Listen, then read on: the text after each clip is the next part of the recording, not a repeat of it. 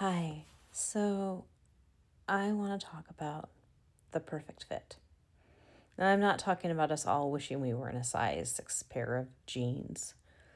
I mean, some of us wish that. What I mean by that is the perfect fit. What we dream about, what we all want.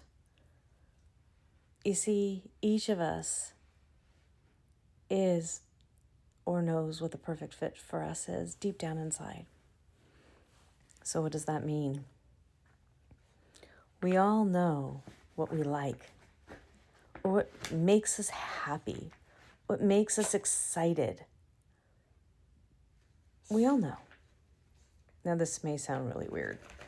I remember many, many years ago being in a group, class, whatever you want to call it. It's been job development, whatever you want to say. And I remember this guy saying, I really want to be in a call center. I love being in a call center. I'm so excited. I want to be in a call center. And I thought to myself, are you crazy? I would hate that job. Oh, and I've actually, done some call center types of things before. And I hate, and he says, I've done that work before. I love it. And I thought, oh my gosh, I hate that kind of work. But see, that's what makes us beautiful and unique and wonderful. I would never want that job. I would hate that job. But if it wasn't for him, who do you think would answer our phone calls when we have issues?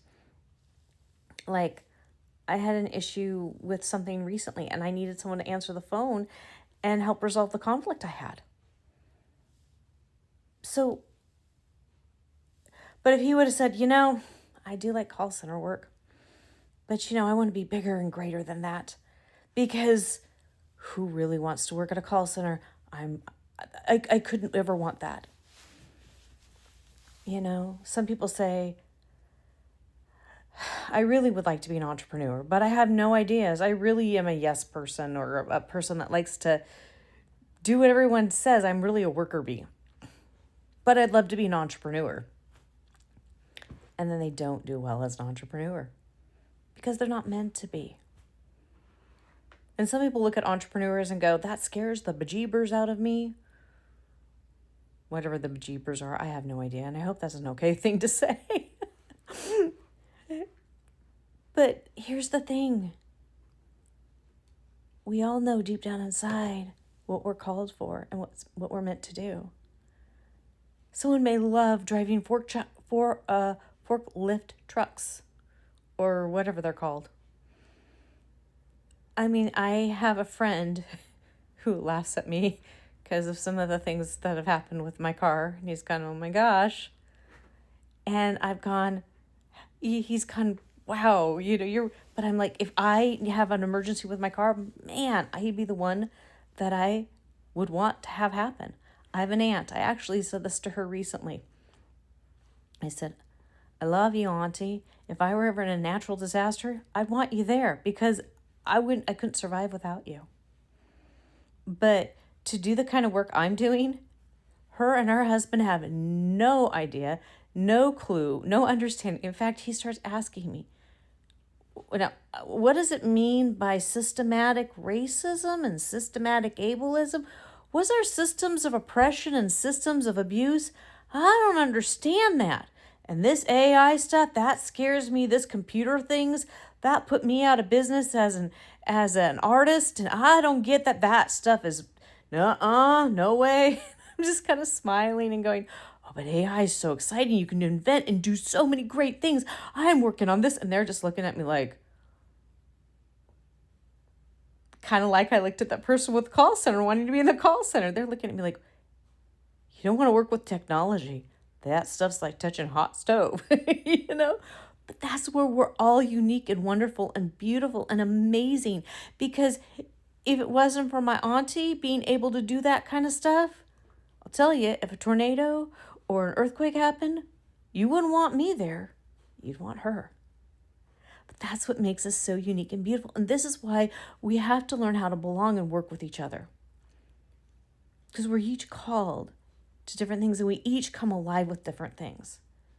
Today I was in an entrepreneur group And we each had different things we came alive with. And the woman looked at me that was leading and said, I can see you come alive when you talk about healing the things that you're wanting to heal.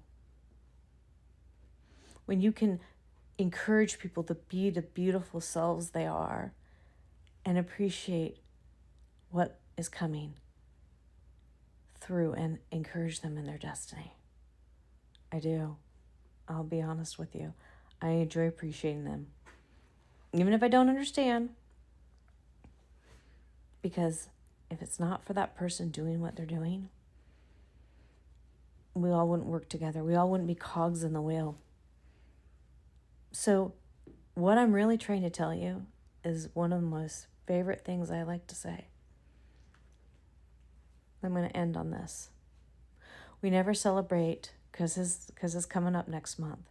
We never celebrate Dr. King's Mom Day, Aunt Day, Sister Day, Brother Day, Teacher Day.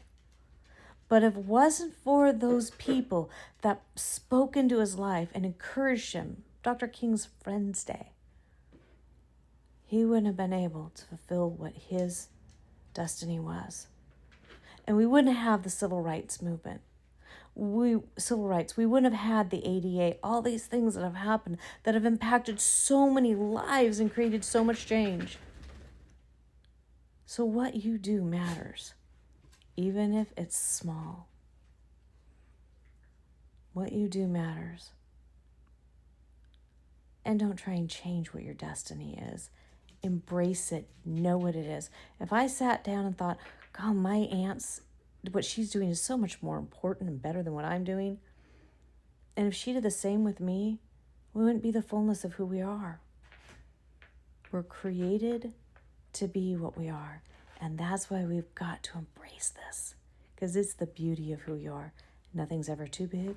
Nothing's ever too small. I think I'm going to continue on this because I want to say one more thing. So on that note, I'll see you in the next video. Bye for now.